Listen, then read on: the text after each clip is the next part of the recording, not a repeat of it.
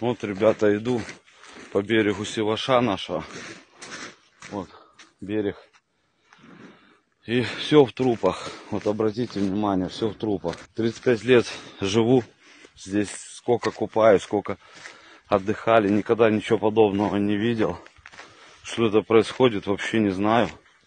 Капец полный, короче.